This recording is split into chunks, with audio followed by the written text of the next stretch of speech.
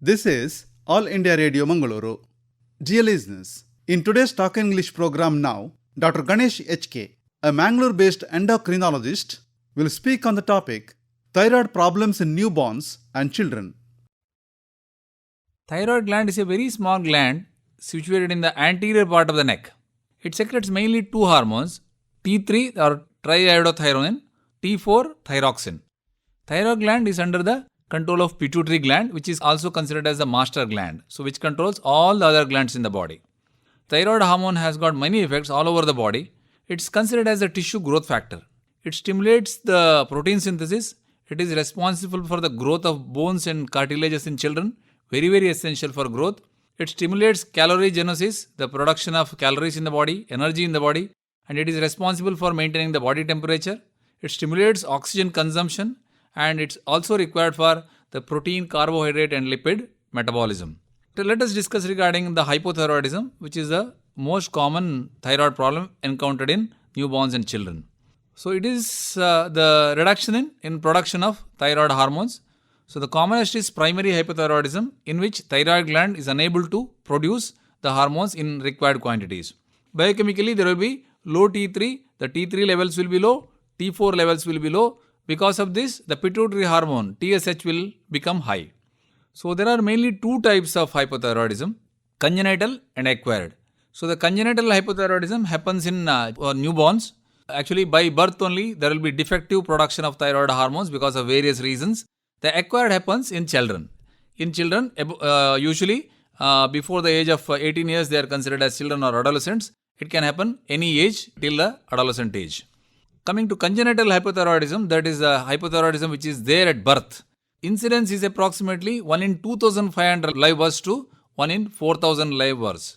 So, out of 2,500, any one child might be having this congenital hypothyroidism. So, it's very, very important to recognize this congenital hypothyroidism at birth itself, because if we don't diagnose, there will be profound effect on brain development and the child can become totally mentally retarded. So, that is the reason. So, we have to diagnose as early as possible. So, there will not be any subnormal intelligence or mental retardation if the diagnosis is made before the age of 4 weeks. So, before 1 month if the diagnosis is made, then there will not be much effect on brain development. So, how do we identify that there can be congenital hypothyroidism? So, in the early neonatal period, there will be the jaundice, physiological jaundice which is happening normally, that will be prolonged. And the newborn will be having constipation. Size of the tongue will be larger, and umbilical hernia, the hernia at the level of umbilicus can be there. And if the diagnosis is delayed, there will be delayed skeletal maturation. The femoral epiphysis will not be fused. There will be delayed skeletal maturation. And other findings also will be there, like there will be puffy face, then there will be the tone of the muscles will be very flabby, hypotonia, decreased activity of the child, low pitched, irritable and prolonged cry can be there. These are all the possible issues by which we can diagnose congenital hypothyroidism. So there are mainly three causes for congenital hypothyroidism. One is the defective development of the gland itself, that is called as athyrosis, or thyroid gland has not developed at all. Or there can be ectopic thyroid. The thyroid gland is not situated in the neck. Instead of that, it is just below the tongue when we call it as lingual thyroid. Or there can be decreased production of hormones because of the various enzyme defects.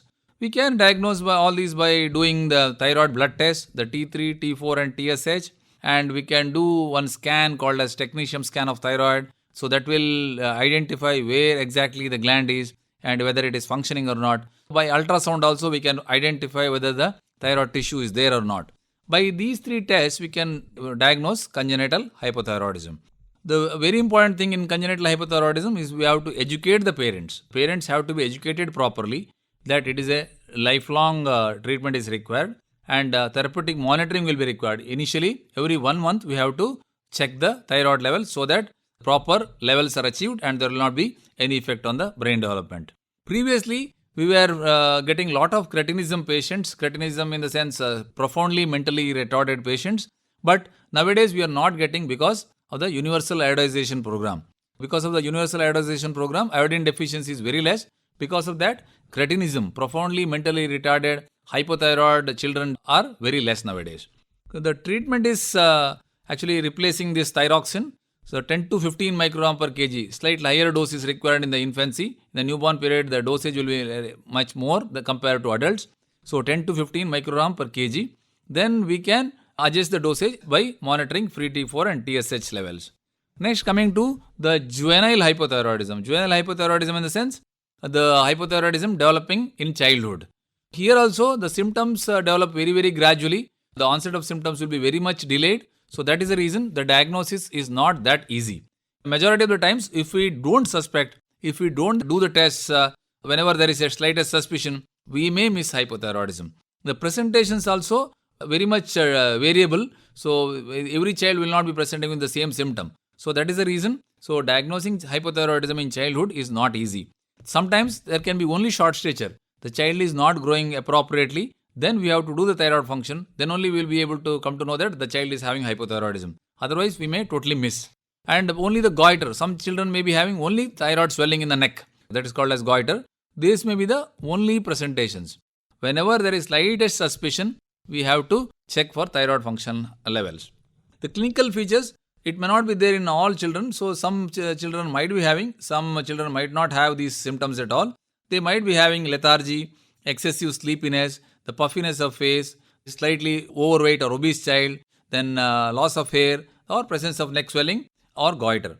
Whatever said and done, since these symptoms may not be there, only way to identify hypothyroid children may be short stature.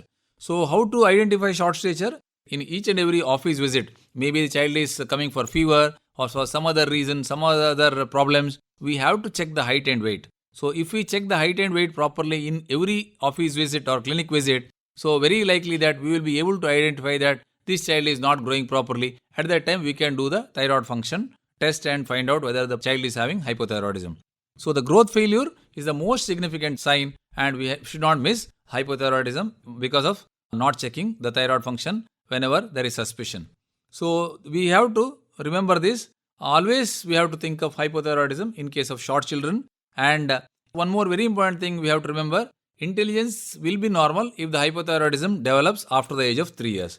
If the hypothyroidism develops before the age of 3 years, there can be subnormal intelligence. But after the age of 3 years, the intelligence will be absolutely normal. So the most common cause of hypothyroidism in children is autoimmune thyroiditis or Hashimoto's thyroiditis. Once again, the symptoms are very much non-specific. We can do the confirmation by doing thyroid function levels, T3, T4 and TSH, and anti-TPO antibody, one of the tests called as anti-TPO antibody. That will help us to find out what exactly is the reason for hypothyroidism. Once again, management, very, very important thing is we have to educate the parents that the treatment is lifelong, frequent clinical monitoring is required, and treatment will be just replacing thyroxine. Thyroxine dosage in children is usually 100 microgram per square meter. Usually it comes to around 50 to 75 microgram per day. One very important thing we have to remember is the thyroxine tablet should be taken in empty stomach, and at least 30 to 45 minutes of gap should be given between thyroxine and other coffee, tea or whatever food.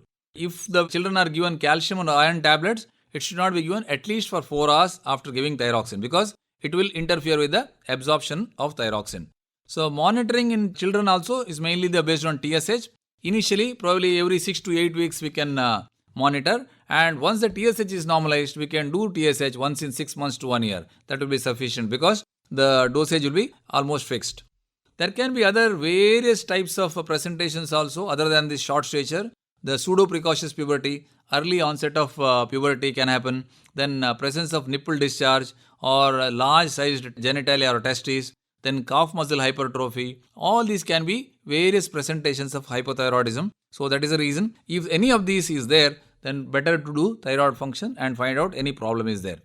One more important problem is hyperthyroidism, which can happen in children, but it is much less common compared to hypothyroidism.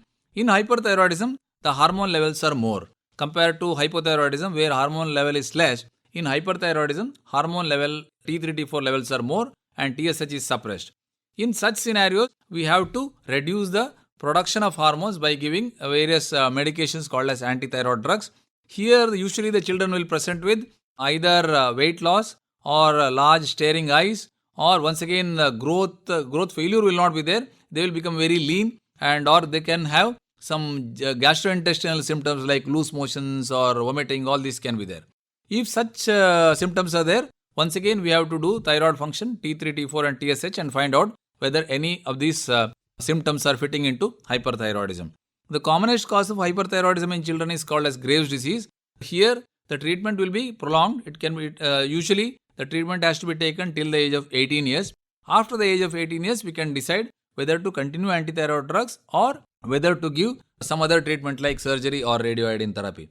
So there can be other conditions like multinodular goiter or autonomously functioning thyroid nodule also in children, but they are much less common. And in such conditions also, we have to give antithyroid medications to bring down the thyroid levels to normal. And then once the thyroid levels are normal, we have to subject them for either surgery or radioiodine therapy. If the child is found to have a nodule in the thyroid gland or swelling in one side of the thyroid gland, it is always better to do an ultrasound guided fine needle aspiration of the thyroid to find out any problem is there. Though the thyroid malignancy is not common, thyroid cancer is not common in children, it can happen. So that is the reason, if there is a nodule or if there is one-sided swelling, it's always better to do ultrasound guided FNAC, fine needle aspiration of that particular swelling. And if there is cancer in that, then probably we'll have to subject the child for thyroidectomy or thyroid has to be removed. After removing thyroid, so we'll have to give something called as radioiodine therapy, because the radioiodine, what it will do, it will ablate the whole gland so that the thyroid gland will not come again. After radioiodine therapy, the child has to be given thyroxine therapy and the monitoring has to be done once in 3 to 6 months. The surgery and radioiodine therapy is required in case of children who are having nodule or some one-sided swelling in the thyroid gland and if the FNAC is showing cancerous suspicion.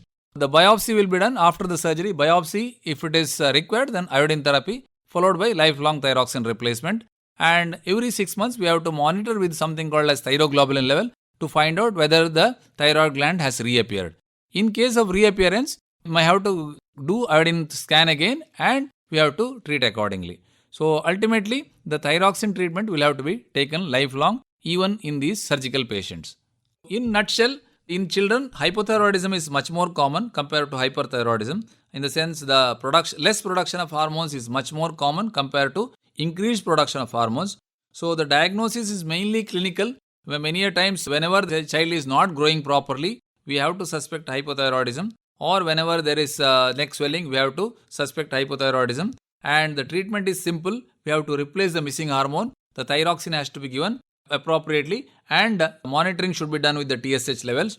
So if we do the diagnosis early and if we treat properly, hypothyroidism will not produce any problem. So there will not be any problem in the future also. Future fertility, pregnancy or their career, the future education goals, nothing will be hampered. Only thing, the thyroxine has to be taken continuously. If the child is managed properly, there will not be any problem in the future. So that is the reason the diagnosis of hypothyroidism properly from the beginning and proper monitoring and treatment is key to success in the management of hypothyroidism. Dear listeners, you have just heard Dr. Ganesh HK speaking on the topic Thyroid Problems in Newborns and Children. This talk came to you from the studios of All India Radio Mangalore.